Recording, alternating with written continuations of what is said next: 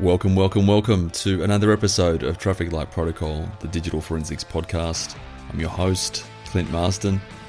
Whether you're tuning in from the bustling tech hubs of Silicon Valley, Europe, or down under in APAC, you're in the right place if digital forensics and incident response are your passions. Here on Traffic Light Protocol, we dive deep into the challenges, trends, and tools shaping our field, from dissecting complex cyber threats to sharing expert insights on how to stay ahead in this ever-evolving landscape. If you're like many of our listeners, whether you're a young professional getting started in forensics, or you've been doing forensics for a long time, you know the importance of continuous learning and staying at the cutting edge of technology. And hey, if you haven't yet, make sure you hit that subscribe button. That way you'll never miss when our weekly episodes drop. We're all about staying connected, and that means that you'll always be in the loop with the latest in digital forensics and incident response. So grab a tea or grab a coffee, settle in, and let's get into it. You're listening to TLP, the Digital Forensics Podcast with Clint Marsden.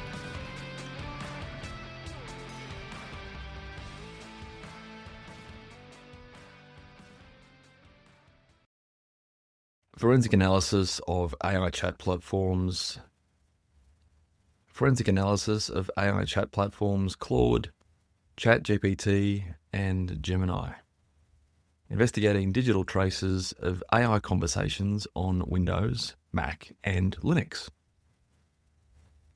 Today, we'll explore how to find and analyze forensic evidence from AI chat platforms, specifically OpenAI's ChatGPT, Anthropic's Claude, and Google's Gemini. We'll focus on the location of chat data storage, methods for retrieving it from various systems, and identifying attempts to circumvent the AI's rules and guardrails. This is a big episode, so for something different, I'm going to run through the high-level points first. And if that's your thing, you can get what you need. And if you want the long form, stick around and you'll get the ultra detail. So why investigate AI conversations? Things like malicious use, such as crafting phishing emails or malware, confidential data leaks, intentional or accidental, making them relevant for internal cybersecurity investigations. And this comes with some unique challenges. AI chats primarily run as cloud-based services, not storing data locally by default, excluding things like DeepSeek or Olama. And investigators must hunt for traces in the browser cache, network logs, and residual device artifacts. So finding browser artifacts, ChatGPT, Claude, and Gemini often leave forensic clues in browser caches, the local storage, and the index database. For example, the ChatGPT desktop app for Mac previously stored chat histories locally in plain text. Browser caches typically store conversation metadata like timestamps, conversation IDs, and user tokens, rather than the full text. But the browser cache is an essential first stop location for investigators. There is also a feature of AI or AI tools called the chat export, and that's the privacy export or a chat export. And ChatGPT has a robust export feature that includes the chat transcripts, the timestamps, the voice and audio data, and images that were generated by DALL-E. And the data is quite easy to review, and it's in a combination of an HTML format, which is the easy one to review, and also JSON. Next up, there's Claude, and this is a bit more limited, and it exports primarily in JSON format, or not primarily, actually only JSON format. And the timestamps are clearly recorded in UTC, which helps with timeline analysis. There's no direct HTML export like ChatGPT, and it makes it slightly less accessible in this way because you need to parse the data a little bit differently. And then there's Google Gemini. There's minimal data available to be exported by Google Gemini. And the reason for that is it's exported by Google Takeout, which is a method of exporting your data from Google systems. And primarily what you get is custom GPTs, or GEMs as Google calls them. And nothing else is available for export. There are some browser extensions that talk about being able to export the browser or being able to export the chat history from Google Gemini, but I haven't seen that in action yet. The takeaway is that ChatGPT provides the richest and most detailed export options. Claude exports offer precise timestamps for correlation, and Google Gemini offers the least and does not export chats, only custom GPT information, or GEMs as they call it. So where are the local application traces stored? Well, for ChatGPT, we start with the Windows desktop app, and that is stored in the indexed database, and that keeps the full conversation text and the conversation IDs even after users have logged out. For the Mac, before the encryption update occurred, they were all stored in a JSON chat in plain text. That's now since been updated with the latest version of the app, and those chats are encrypted. What is worth mentioning is that the local data still persists on disk even after the user has logged out, has uninstalled the tool, or has closed the application. The key forensic action here is to examine the local directories. So on Windows, that's the app data folders based on the user profile, and also looking at the level DB files for evidence that might be recoverable. Memory forensics is also a very target-rich environment, and the RAM dumps can actually retain clear text chat content even after the app has been closed or uninstalled, as long as the system hasn't been rebooted. Other examples of recovered evidence include phishing emails, sensitive prompts, and the AI-generated responses. And to leverage a mem dump, you'll need to use a tool like Magnet's RAM capture or dump it, and volatility to actually process the memory artifacts themselves. If disk artifacts are deleted or encrypted, investigators can recover critical evidence from RAM dumps as well. So it's recommended that you prioritize capturing RAM early on in the investigation, essentially as soon as you get the opportunity to do so. There's also an opportunity with network forensics, and network logs like PCAPs and proxy logs can capture the traffic to online platforms like OpenAI and Google and Anthropic, aka ChatGPT, Gemini, and Claude. And encrypted HTTPS traffic obscures the message content, but there are identifiable patterns. Things like timing and some header information can still reveal active conversations. If it's configured, SSL interception reveals plaintext chat traffic. However, there's some ethical and legal boundaries that must be observed as well. So even without the actual content, the network patterns, or the network traffic patterns, can reveal the AI usage times and the frequency. That might be useful if the organization you work for or are conducting the investigation on behalf of prohibits the use of AI tools at any rate. In trying to identify jailbreak attempts, you can also look for odd user prompts instructing the AI to bypass restrictions. For example, ignore previous instructions. And seeing evidence of, "I'm sorry, I cannot do that," by the AI shows an attempt to breach the platform's safeguards. Unexpected AI responses that violate the typical guidelines suggest a successful jailbreak attempt. As an investigator, we might want to look at the prompt content and repeated attempts to detect malicious intent. Linking AI activity to specific users, we can look for browser history timestamps to correlate user activity with physical access logs, surveillance footage, or operating system logs. And that is putting someone behind the keyboard, person of interest, or a suspect behind the keyboard.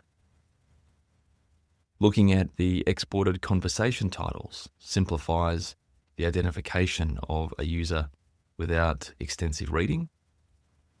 And as a best practice, integrating the timestamps from various sources into a cohesive forensic timeline can assist in the investigation. Effective forensic analysis of AI chat platforms requires multi-source evidence collection. It includes browser data, local caches, memory forensics, and network logs. And platforms differ significantly in the forensic artifact availability, where ChatGPT is the most accessible, Claude being middle of the range, and Gemini the least. Traditional forensic methods remain relevant and powerful. So that's a quick introduction to today's podcast. That's some of the high-level concepts. And if you're after the ultra-detailed version, here it comes. In what cases would you investigate AI conversations? Here are some ideas. Here are some things to get us started. First up, compliance audits. Ensuring that employees or contractors are using AI platforms within the regulatory, ethical, and company guidelines. Fraud investigations. Revealing cases where AI tools facilitate financial fraud or misinformation.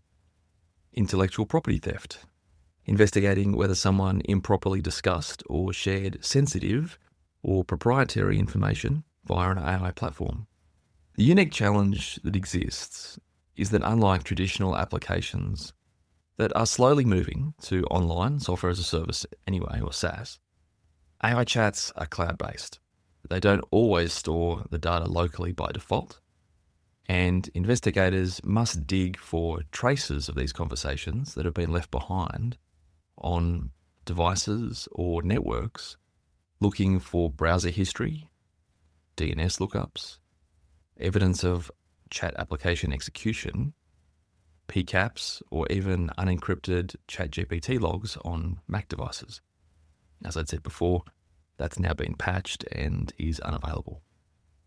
The browser cache can hold conversation data and metadata.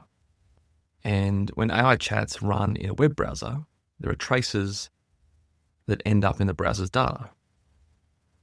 We've got history, the IndexedDB, and local storage. Until OpenAI added encryption after receiving a report from a security researcher, the ChatGPT desktop app for Mac OS was saving the chat history locally in plain text on the Mac.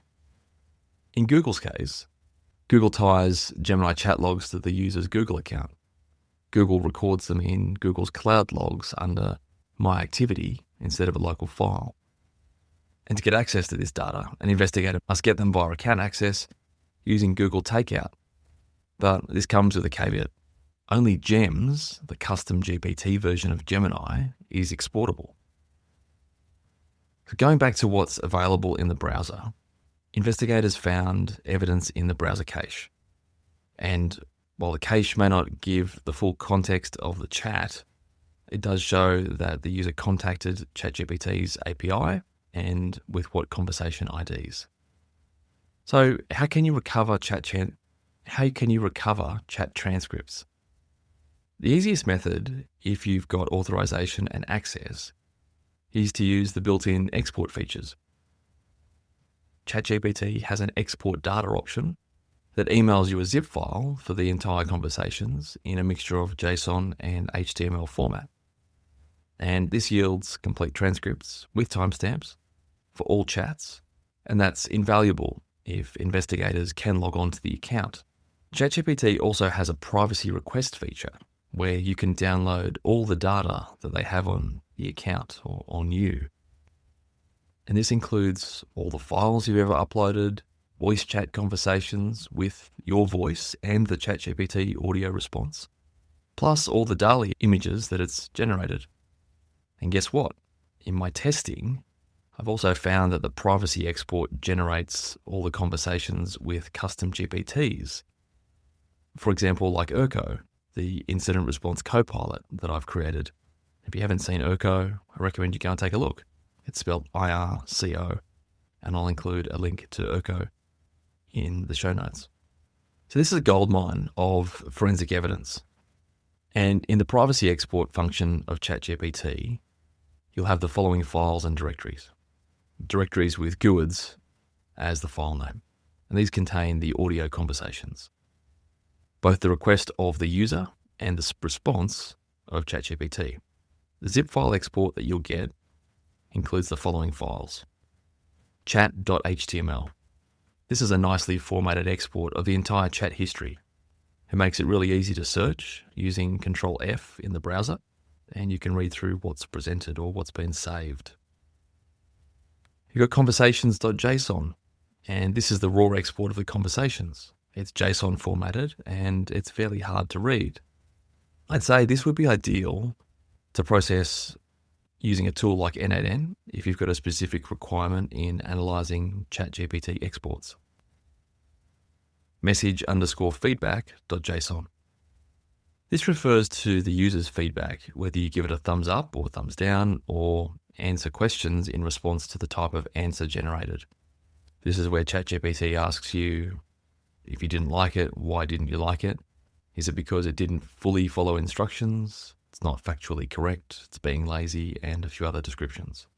Shared_conversations.json reveals what conversations have had a link generated for them to be shared with someone else who is outside the chat. And this is like sharing a Google Doc with someone. There's user.json, and this is a small file, and it contains identifying information about the user, including the profile email address, the year of birth, phone number, and a unique user ID. There's a directory called DALL-E generations. This contains every image generated by DALL-E, and at the root of the zip file, an export of all the images that were submitted. Claude has an export function as well, but I don't use it as extensively as ChatGPT. So the exported files that I got were some conversations, projects, and users, all being JSON formatted and ending in .json.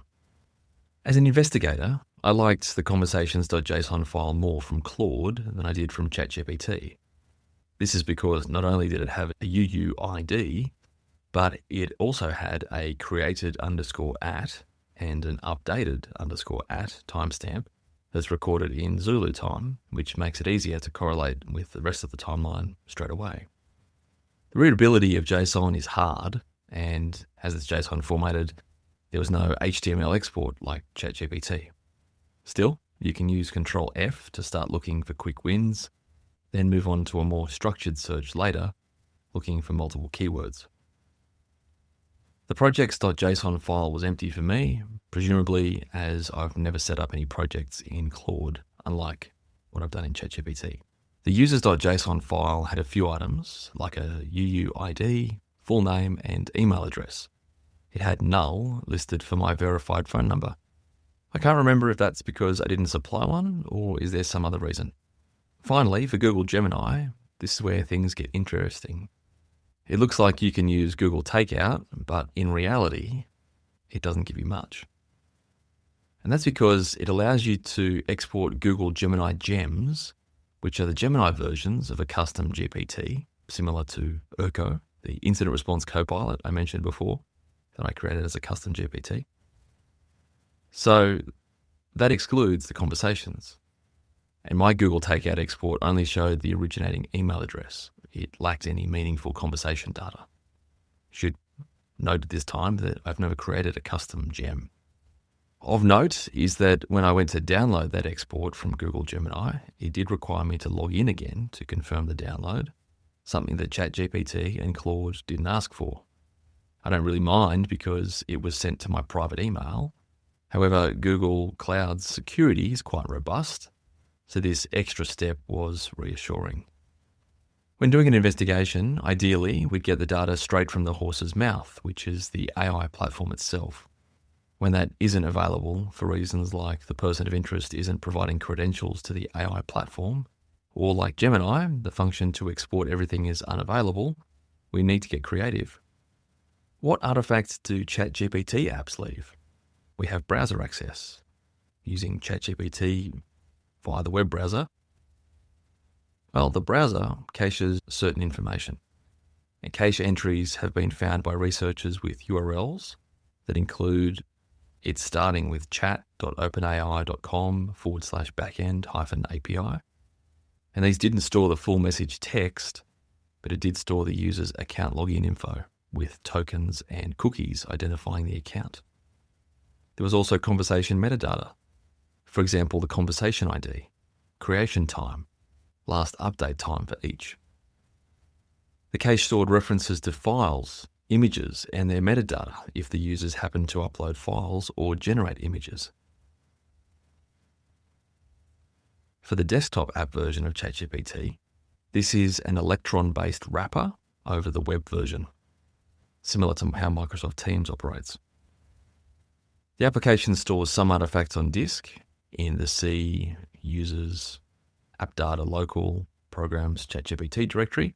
So after C:\users, you would insert the logged on user. And it also stores the user data in C users, app data roaming ChatGPT. The AI often gives each conversation a title based on the topic. And in ChatGPT's exported data, you'll see a title like planning Germany trip, if that's what the chat was about. That does help us quickly identify what each chat involved without reading everything. And the same goes for browser history, at least in Firefox. At this point, I think the podcast could go on for 3 hours if I started testing all the browser artifacts and AI chat applications. So it's a cool concept, but it's something that I need to work on in future episodes. The easy way to tie ChatGPT access to a specific person is placing the person at the keyboard from Windows logs and then extracting the browser history from their profile.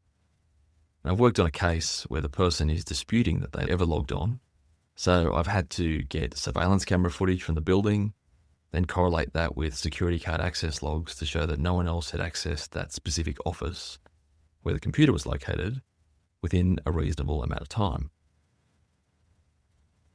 This was for an insider threat investigation at a workplace, and fortunately all of that data was available and made available to me, which made the report lengthy, but thorough. So there was some data exposure with the ChatGPT Mac app back in June 2024, where it stored all the chat history in plain JSON text. And this included every message's content, timestamps, and they were all readable and until a patch was released that encrypted all of these files. And Pedro Jose Pereira Vietio, apologies if I've pronounced your name incorrectly there, Pedro, found this and he reported it to OpenAI and it was eventually fixed.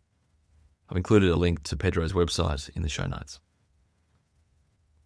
Even after encryption, the app still creates a file per conversation named by the conversation ID, which reveals how many chats exist on that device. And it's encrypted, but the encryption key is still present on the device itself. The ChatGPT Windows app uses an indexed database, LevelDB, in the user's app data to cache chats. And investigators analysing the LevelDB log file recovered full conversation text and IDs.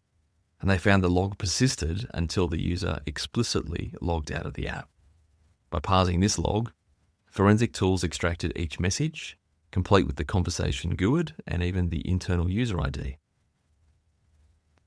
ChatGPT's cache files often remain even if the user signs out or closes the app. So on the Mac, cached conversation data was still present and readable, and would only regenerate when the user reopened the app. On Windows, the memory and disk images showed chat content even after the app was uninstalled, showing that the data can linger until it's actually overwritten.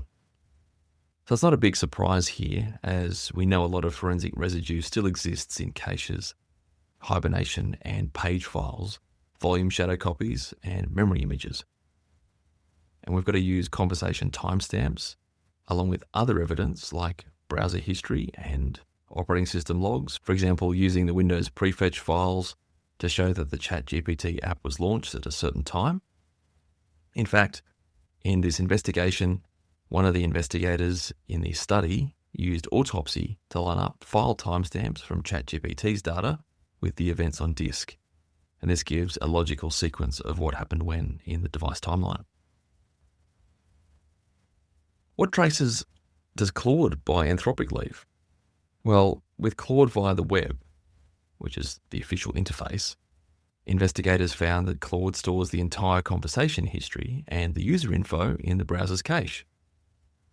And cache files with URLs like claude.ai/API/account UUID/chat conversation can contain entire conversation transcripts. So all the messages between the user and Claude in that chat. The metadata includes conversation titles, the timestamps for each message, and the metadata for any files attached in the chat. Claude also kept the user's account information alongside the chat history in the cache, which helped attribute the chats to a specific user account on that device. The cached Claude conversations persist unless they're explicitly cleared. If the user only closed the browser, an investigator can retrieve those cache files and parse out the full dialogue and file contents, including any text that's been extracted from PDFs that the user uploaded, and that includes what Claude stores in the JSON. So going back to Google Gemini, there's not much here. You can only use Gemini as a web app, and in my research I found that some people are quite desperate to have a desktop app for this. Don't know why. I think it's going to be the most secure option, and by not having a desktop app, it actually provides less and less artifacts to extract from, especially from disk. While I do like the standalone apps from a feel and performance perspective, I don't fully understand why people are so desperate to have a desktop app. I still use ChatGPT with the web version. But the browser history entries for the Gemini web app will provide some timestamps of usage, but all we're going to get is browser history logging entries for bard.google.com or gemini.google.com. Gemini used to be called Bard and has been renamed for about a year by now. So all we're doing is logging when access to the website has occurred. What you'll see in the browser as well is a unique identifier, but this isn't much to go off. So if you're in a position where you're doing full PCAPs for network traffic, you might get some more data here. And if you're doing SSL inspection and being able to grab what's in the header or even the payload, you might even get more data. Most people are not running SSL inspection, so it's a bit of a long bow, but for research purposes, it might work. So getting to the end goal here, we're trying to piece together a timeline, and we could take all those timestamps from chat exports or the browser history and we can line them up. In this investigation example, maybe we see that the user has asked Claude how to security test web applications at 3:45 p.m. And then the download history shows evidence of kalilinux.iso was downloaded at 3:57 p.m. Using a combination of disk forensics to see that the file kalilinux.iso, probably looking at the MFT, seeing when the file actually landed on disk, and then looking at the metadata to see if it's got the mark of the web, and using the export from Claude, or maybe we're getting lucky and able to export some information from a RAM dump as well. So can network traffic really reveal chat activity? Well, it can to a certain point, and even if we can't read the content, as I've said before, the network logs will actually show the connections to the AI services. So a PCAP might show that the user has contacted chat.openai.com or gemini.google.com at certain times, and then investigators can look for these known host names or IP addresses related to these platforms. In one case, Wireshark has revealed in one case, the PCAP revealed multiple sessions between a suspect's IP and a Cloudflare IP, which was associated with ChatGPT traffic. And this confirmed that the user was chatting with ChatGPT during the period in question. Because the AI conversations are using HTTPS, the content is encrypted, but we can still, if we don't have SSL inspection, observe some patterns. We can do things like analyze the frequency and the timing. And the user prompt followed by the AI's multi-part answer might appear as a burst of network requests that's broken up into chunks. So the server streams a ChatGPT answer. That's how it responds. It doesn't just respond in one big blob. It's multiple chunks. So we'll see a stream of packets after each prompt. and the timing and the size of the payload, lots of downstream data when the AI responds, can show an ongoing chat session. Looking at endpoints and URLs, even in encrypted form, the requested server and URL path can be visible via the TLS server name in proxy logs. So requests to chat, as we might see in the browser cache or the proxy logs, show that there are chat messages being sent and retrieved. We can look at the amount of data or bytes sent, and we can look at the amount of log entries that exist there. Looking for Claude, we can look at calls to claude.ai/API, or just claude.ai in general. If we're looking for evidence of employees using AI, and maybe they shouldn't be, you might just look at things that are really basic, just trying to look at the TLD, looking at openai.com, looking at claude.ai, looking at gemini.com. What can memory forensics uncover? Well, we've got chats in RAM. So recent conversations often reside in RAM. And investigators using memory dump tools like Magnet RAM Capture or Dumpit have been able to retrieve clear text chat content from RAM. In a test that was run by investigators, a forensic team captured RAM after generating a phishing email using ChatGPT, and the entire AI-generated phishing email text was found in the memory dump. So even after closing and uninstalling the ChatGPT app, the text remained in RAM until that memory was actually reused. Both user prompts and the AI responses can appear in a memory image, and searching a RAM dump for some unique strings from suspected queries, like secure bank password, can show where in memory the conversation is stored. If the AI chat is open in a browser, that browser's process memory is going to hold the conversation in the document object model text. And if the desktop app, well, the app's process memory holds the chat content. So using forensic tools like volatility, we can specifically look at what is in those processes after we've obtained the memory dump. And scraping strings from that memory image might show some conversation text and even metadata like tokens or IDs that can then be correlated with browser history or the privacy export, for example. So memory forensics is invaluable in situations where the on-disk evidence has been deleted or encrypted, and the ChatGPT Windows study revealed that the RAM snapshot still contained evidence of the chats, even after the app and the chats were deleted from the disk. This means that a quick RAM image by an investigator, before power off of course, might recover chats that are otherwise lost. Beyond the chat text, the RAM can also contain other related artifacts like API keys. If the user was using OpenAI's API, the key might still be in memory, parts of the JSON web token, or cookies for the session. And this can support the investigation by providing context and additional authentication information. What about jailbreaking or prompt injection? Well, this is where someone would try to get the AI to do something that it shouldn't be doing. And that is maybe asking it to provide instructions to build an explosive or other things that are considered illegal.